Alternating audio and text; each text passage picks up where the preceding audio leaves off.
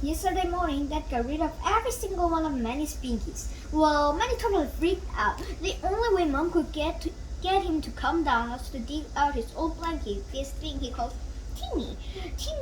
Tingy started off as a blue blanket that Mom knitted for Manny's first birthday, and it was love at first sight. Manny carried that thing around with him everywhere he went. He wouldn't even let his Mom take it away from him so she could wash it. It started falling apart, and by the time Manny was 2, his blanket was basically a couple of pieces of yarn held together by raisins and boogers. I think that's when Manny started calling his blanket Teeny. For the past couple of days, Manny's been dragging Teeny around the house just like he did when he was a baby, and I've been trying to stay out of his way as much as possible. Wednesday. I'm getting really tired of walking to school every day, so this morning I asked Mom if she would drive me and Rolly. The reason I didn't ask her sooner is because Mom's car is covered in all these embarrassing bumper stickers, and kids at my school are brutal when it comes to that sort of things.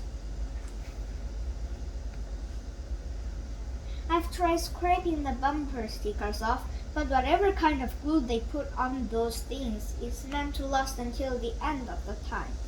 My child is a graduate of Tendercuddles Preschool. Today, me and Rolly got a ride from Mom, but I told her to let us out behind the school. Are you sure this is where I'm supposed to drop you off? Yep, thanks for the ride. Well, I made the dumb mistake of leaving my backpack in the car, so Mom brought it to me in fourth period. And of course, she picked today to finally start going to the gym. You forgot this, sweetie. It was just my luck, too. Fourth period is the only time I have a class with holy heels. And I've been trying to make a good impression on her this year. I figured this incident probably set me back about 3 weeks. I'm not the only one who's trying to impress Holy Heels either. I think just about every boy in my class has a crush on her. Holly is the fourth prettiest girl in the class. But the top 3 all have boyfriends, so a lot of guys like me are doing everything they can to get in good with them. I've been trying to come up with an angle to separate myself from the rest of the goobers who like Holly. And I think I finally figured it out. Humor. See, the kids in my class learn Neanderthals when it comes to jokes. To give you an idea of what I'm talking about, here's the kind of thing that passes for comedy in my school. Har har har. Anytime Holly's in the area, I'll make sure I use my best Marathon. I've been using Rolly as my comedy partner, and I've actually trained him a couple of pretty decent jokes. What you doing? Eating chocolate. Where'd you get it? A doggy dropped it. Ho ho ho. The only problem is Rolly's starting to get a little greedy about who gets to say what. So I don't know if this partnership is gonna work out long term. Can I do the doggy drop it part? I don't think so.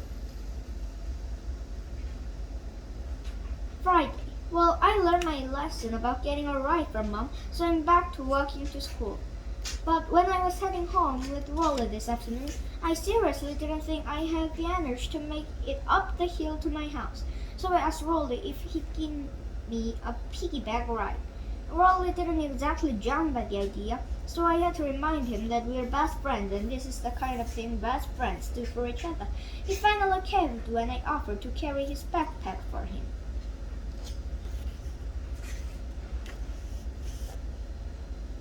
I have a feeling this was a one-time thing, though, because Rolly was completely wiped out by the time he dropped me off at my house.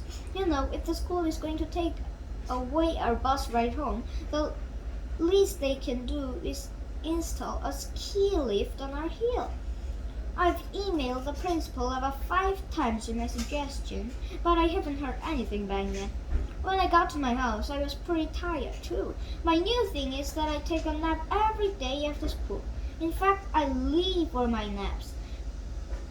Sleeping after school is the only way I can really recharge my batteries. And on most days, the second I get home, I'm in bed. I'm actually kind of becoming an expert at sleeping. Once I'm out, I can sleep through just about anything. The only person I know who's better at sleeping than me is Rodri. And here's the reason I said that.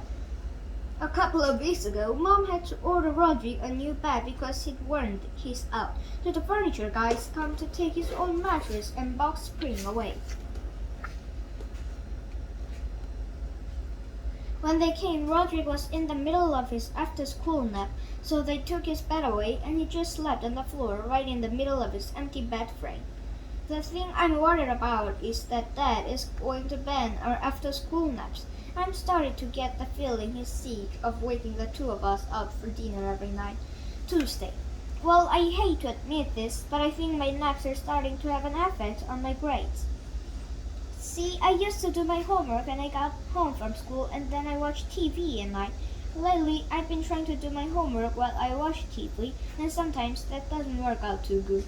To make sure Carissa sticks around for another week, dial 492 or text the word Carissa now. Beep beep beep. I had this 4-page biology paper due today, but last night I think I got caught up in this show I was watching, so I had to try to write the whole thing in the computer lab during recess today. I didn't have a lot of time to do any research, so I played it with the margins and the font size to stretch what I had to 4 pages. But I'm pretty sure Miss Nolan is gonna call me on it. Chimps, a 4-page paper by Greg Havley. This is the chimpanzee or chimp for short. Chimps are the subject of the paper you're holding in your hand right now. Chimps are supposed to be smart, but I'm not so sure that's true. Get out of my way, chimp. Don't call me chimp. But you're one? Oh yeah. Well, it looks like I'm out of paper, so I guess this is the end. Yesterday, I actually got a 0 on a quiz in geography, but in my defense, it was really hard to study for the quiz and watch football at the same time. To be honest with you, I don't think teachers should be making us memorize all this stuff to begin with, because in the future, everyone is going to have a personal robot that tells you whatever you need to know. Robot was the largest estuary in the world. The Ob River in Russia. Thank you very much. Speaking of teachers, today Mrs. Craig was in a really bad mood. That's because the big dictionary that usually sits on her desk was missing. I'm sure someone just borrowed it and forgot to put it back, but the word Miss Craig kept using was tool. Miss Craig said that if the dictionary wasn't returned to her desk before the end of the period, she was keeping everyone inside for recess. Then she told us she was going to leave the room and that if the culprit returned the dictionary to her desk, there wouldn't be any consequences and there would be no questions asked.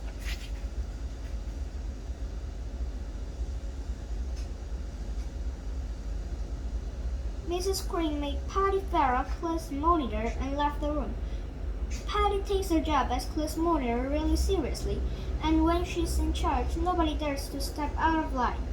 I was just hoping the person who talks the dictionary would hurry up and come clean, because I had 2 cartons of chocolate milk for lunch. May I please use the lavatory? No.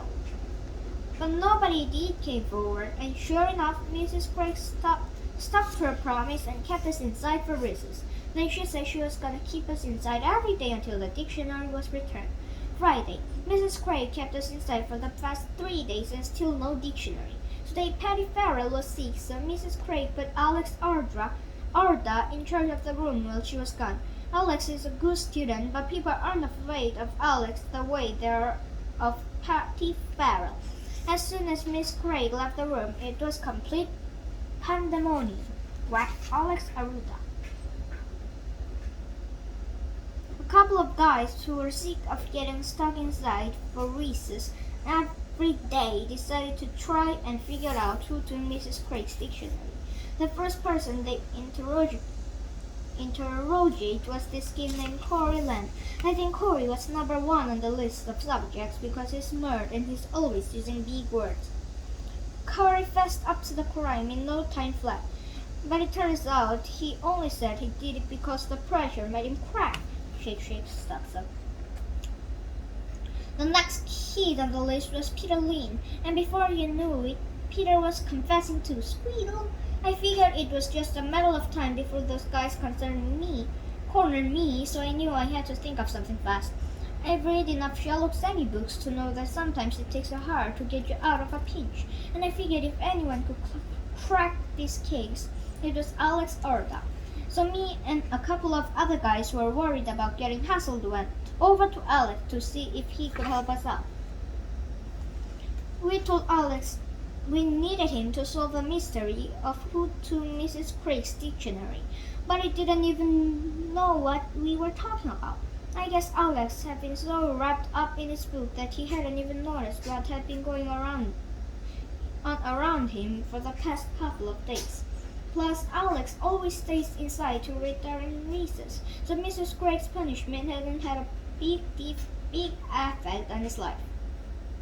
Unfortunately, Alex had read his share of Sherlock Sammy books too, so he said he would help us if we paid him $5. Well, that was totally unfair, because Sherlock Sammy only charges a nickel. But me and the other guys agreed it was worth it, and we pooled our money, then forked over the $5. We laid out all the facts of the case to Alex, but we didn't know a whole lot. Then he asked Alex if he could get us pointed in the right direction. I expected Alex to start taking notes and spout some scientific mumbo-jumbo, but all he did was close the book he was reading and show the cover to us. And you're not gonna believe this, but it was Miss Craig's dictionary. Alex said he'd been studying the dictionary to get ready for the state spelling the next month. Well, that would be nice to know before we gave him our $5. Anyway, there was no time to waste complaining, because Mrs. Craig was gonna be back in the room at any second. Corey Lamb grabbed the book from Alex and put it on Mrs. Craig's desk, but she walked in the room right at the moment. Mrs. Craig ended up going back on her whole no consequences problem. So Corey Lamb is gonna be spending the next 3 weeks inside during recess. Looking at the bright side, though, at least he'll have Alex Orda to keep him company.